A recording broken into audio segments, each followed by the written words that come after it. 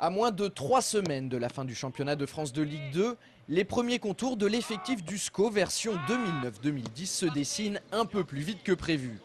La semaine dernière, les dirigeants, assistés de l'entraîneur Jean-Louis Garcia, ont rencontré les joueurs qui étaient prêtés ou qui arrivaient en fin de contrat afin de leur signifier les décisions que le club avait prises à leur égard.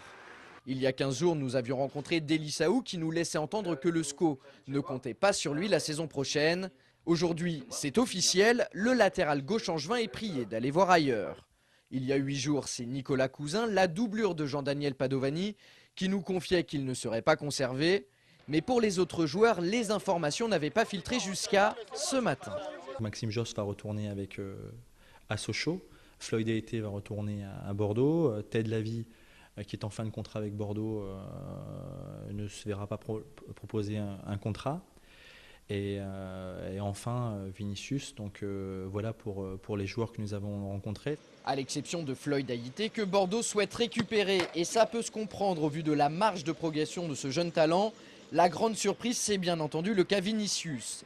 Arrivé cet été en provenance du Brésil, les dirigeants angevins avaient beaucoup misé sur ce milieu offensif, mais l'ancien joueur de Vasco de Gama ne semble pas avoir suffisamment convaincu. Effectivement, on avait une option enlevée jusqu'au 31 mai. On a pris la décision sportive de ne pas lever cette option et on a prévenu le joueur de façon la plus correcte possible, je dirais, pour qu'il puisse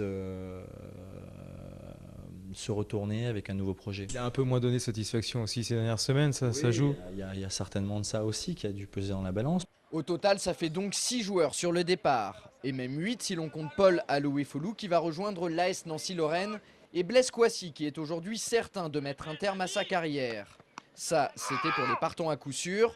Après, il y a ceux qui sont susceptibles de rejoindre un autre club. À ce sujet, la grande rumeur du moment, c'est l'intérêt de Valenciennes pour Olivier Auriac. Réponse de l'intéressé. Pour l'instant, je suis sous contrat avec Angers jusqu'en juin 2012 et que pour l'instant, il n'y a pas eu de contact direct ni officieux. Donc voilà, ici il y a un projet qui me plaît pour l'année prochaine. Donc pour l'instant, il n'y a pas de départ envisagé. Je porterai bien le maillot du SCO l'année prochaine. Information confirmée par Olivier Piqueux. C'est quelque chose d'entendu en tout cas avec le joueur. Il a envie de continuer l'aventure avec nous. Il se sent très bien ici. Je vous rassure, il sera avec nous la saison prochaine. Et en ce qui concerne Jean-Louis Garcia, qui est l'une des priorités de l'OGC Nice, sera-t-il encore l'entraîneur d'Angers SCO la saison prochaine? C'est l'autre principale interrogation en cette période. Nice s'est manifesté d'une manière très correcte puisqu'ils ne m'ont pas contacté à moi. Ils sont passés par le président en disant voilà quelle est la situation de votre entraîneur. Ils ont été exemplaires et le président a clarifié la situation en disant qu'il n'était pas question pour lui de se séparer de moi. Donc voilà, point final, la vie continue. On va vous voir au SCO l'année prochaine alors? Ah ben oui, il y a toutes les raisons de le penser, oui. A priori, Jean-Louis Garcia sera donc angevin la saison prochaine. Mais attention, on ne sait jamais, dans le football, tout peut aller très vite. Si effectivement Maurice Cohen devait revenir en disant voilà c'est la priorité absolue et il est prêt de mettre plusieurs millions d'euros pour notre coach, on va discuter.